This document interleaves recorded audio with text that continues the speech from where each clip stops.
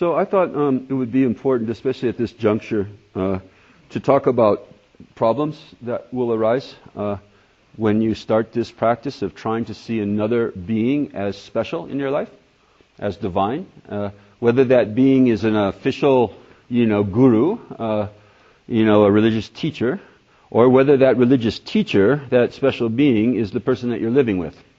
And I encourage all of you to do both, actually. It's really, really important, if you're interested in making progress quickly, to have both. To have a religious teacher who's teaching you the authentic teachings of a spiritual path. Authentic means time-tested. Means thousands of years old. The teachings that you're getting here are from texts that are 1,000, 2,000 years old. Okay? They're not something that somebody made up in their garage last night. Okay? And the teacher that's teaching you this represents the lineage only. See, it's not like there's something I have to teach that I thought up myself. Nothing. See, just a UPS man. Okay, just a delivery system for ancient teachings, and ancient teachings are ancient and have lasted because they work. That's why they lasted. What do we think? That they're ancient? Because they were crap. They have thousands of years. They preserve crap. Is everyone so stupid in the past, as opposed to you who are so smart that they would just preserve from generation after generation a bunch of stuff that doesn't work? See, so very important, I think, to connect to an authentic religious tradition and find a teacher. And it doesn't have to be Buddhism. It doesn't have to be Hinduism. Be Christianity, Judaism, whatever you're attracted to. So keep your eye out, and think about it in your own life. We're in a wonderful position, actually, of being able to, we have access to pretty much every world religion in a very, very small radius. I don't know about Tahoe here, but, if you spread it out a little bit, you'd find representatives of pretty much every major religion. In places like LA, New York, and so forth, it's just crazy out of hand. You don't have to go 5 blocks before you've kind of hit every major world religion. So it's all here. It's not, you don't have to go to India or go to, someplace else. It's all just right here. But find the one that works, that you are attracted to, and then find a teacher and start down the path. There's no substitution for that. And then, as part of that process, start treating a person close to you in your life. Your best friend, your husband, your wife, your boyfriend, your girlfriend, your children, you could do it with a dog, but it's a little harder. But many people actually are treating their pets as gurus. They're serving their guru. They're serving their pets. But they don't but because they don't really know what they're doing, and because it's a dog after all, it's not going to really, it's not going to have the kind of payoff that it might have if it were like a human. So, serve a human. Serve a human as well as you serve your dog. How's that? $30 billion industry. Like a lot of little coats, for the dog when they go out on the walks, and, Purina dog chow and stuff like that. So, people are investing a lot of devotion in their pets. See? Which, in my opinion, they're creating the karma for someday coming to a thing like this and hearing that, a teaching on Guru Yoga. That's the karma. That's the kind of karma that you would need to get teachings on why you would do that, and why it would be important to maybe stop doing it with the dog and start doing it with your wife or your husband. And so start with somebody close to you and just decide that they are not an ordinary person. Make the decision that since I can't tell, actually, since I cannot know who they really are, I have a choice between thinking that they're an ordinary person or an angel, a divine emissary, God. I'm just going to choose that. And I'm going to use them as my guru at home all day long. See? And then the work begins. Then the work begins. Guru Yoga. It means discipline. And you just systematically try to see everything that they say and everything they do as a holy, sacred teaching for you. Everything that comes out of their mouth is the New Testament. Everything that they do is the actions of 1,000 Dalai Lamas rolled into one. You see? And start looking for the signs, looking for the magic in what they say and do, and it will start to appear. If you look for it, you'll start to see it. Little by little, okay? You'll start to see it. The more you can try, the more you will see.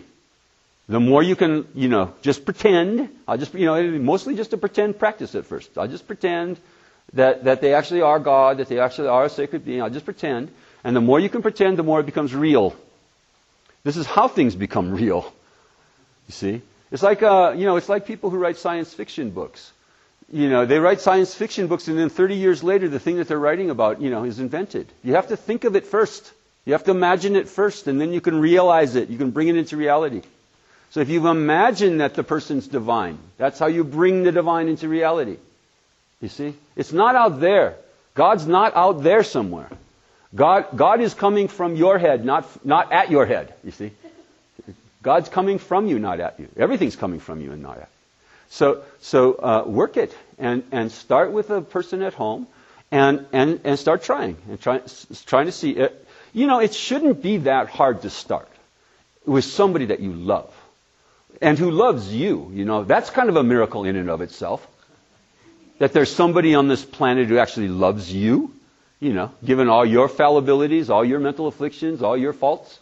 It's a miracle. So treat them as a miracle. Thank you.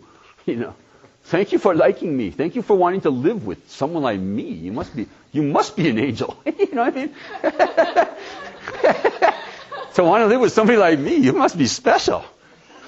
You must have had training. Must have had advanced traiing. So it shouldn't be that hard. We should, you start by just appreciating, the amazing, the amazingness of the person that's close to you, and then just try. Then just try to see, everything like Sting says, there's a message in a bottle. There's a message in a bottle, I was once teaching in Ireland. I was staying with a student of mine, Marut. For some of you know Marut. And his kid was he had heard that song, and he's 6 years old or something. He sang that song for 2 weeks straight. And I was like, what's he saying to me? See, right? His little kid is say, message in a bottle. And he didn't know the rest of the words. So that was the only thing he knew. Was message in a bottle, message in a... And so, it's his singing message in a bottle was a message in a bottle. It's remember that everything's just potentially a message, a holy sacred message. And so you start. That's how you start with the home Lama. We call him the home Lama, the guru at home, the teacher at home. Now, in either case, with the case of the official spiritual teacher, or with the case of the home Lama, you will run into problems. Definitely. Okay. This isn't going to, there will be a time, the honeymoon won't last very long, actually. If you start this practice with your partner, or your child, tomorrow when you go home, it'll last maybe 2 minutes. Before you go, well, God would never do that. See? God would never say something like that to me. See? And so, it's going to be hard. And with the religious teacher, same. For reasons kind of like we talked about a little bit yesterday, a good religious teacher isn't just propping up your ego all the time, which is kind of what we hope. when we get a teacher, we just hope, well, they're just going to tell me how great I am all the time, and that's not actually very useful to you. It's not very useful. It is sometimes, and sometimes we think that our teachers don't know that this is one of those times.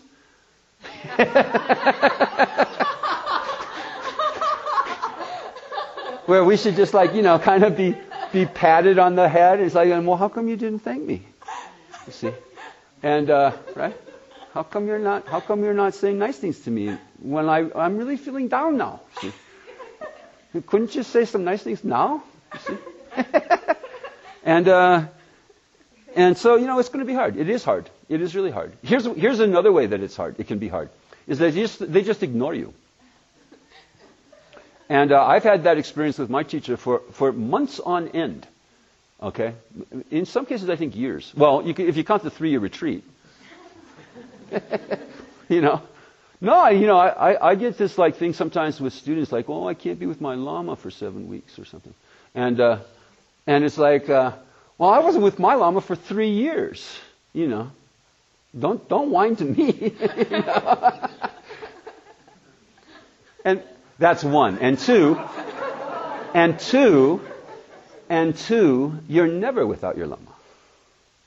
So they're going to be locked up in a yurt in Arizona, but they're still there. They're still with you in your mind. Always with you.